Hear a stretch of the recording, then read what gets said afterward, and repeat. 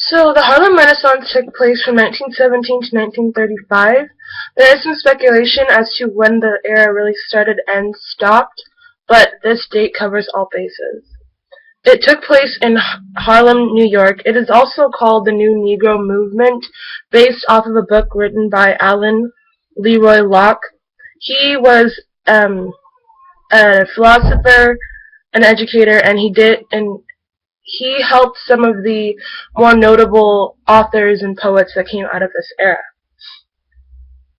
This period was generally an escape from the situation going on in the South, which I'll talk about later, and it was really, they were influenced and inspired by the people around them and their experience from the South, and that's how this whole era came to be.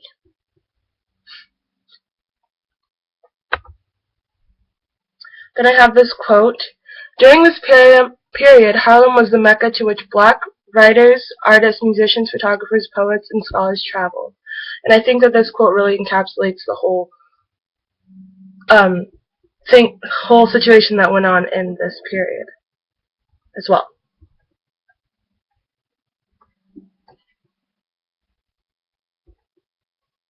The Weary Blues. This is a poem written by Langston Hughes in 1925.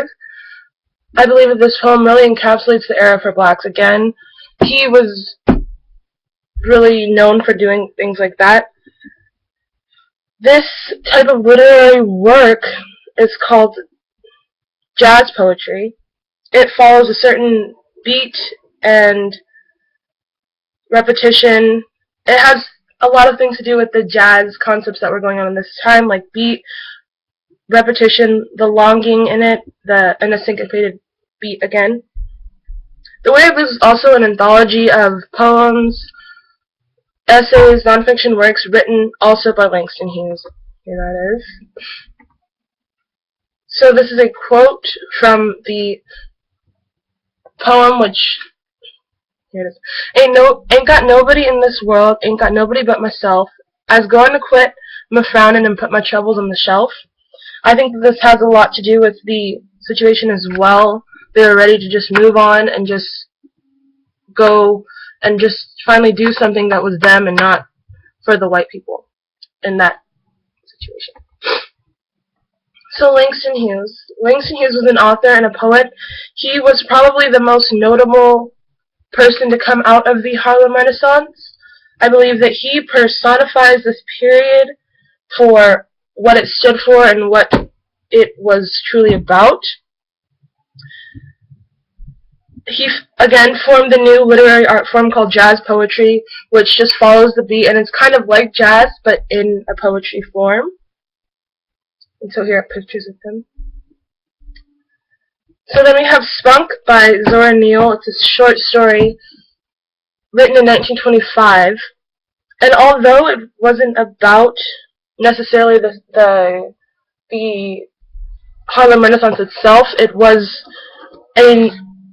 a book that came out of this Renaissance, and it was published in the New Negro anthology, but not the one that Alan Locke wrote. This story is about an affair, murder, basically your normal love story, but I think it has a little bit of a twist, so that's interesting. And yeah, this story covers new racial pride, identity, and heritage as well.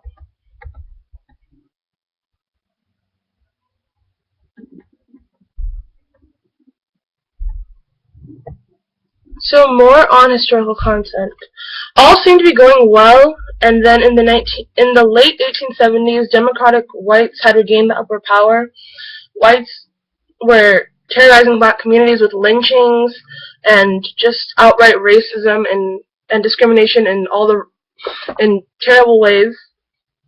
The KKK was on the rise as well, so obviously it was a time for these African Americans to leave in a thing called the Great Migration, where a large majority of African Americans traveled to the north and northwest and started this whole period.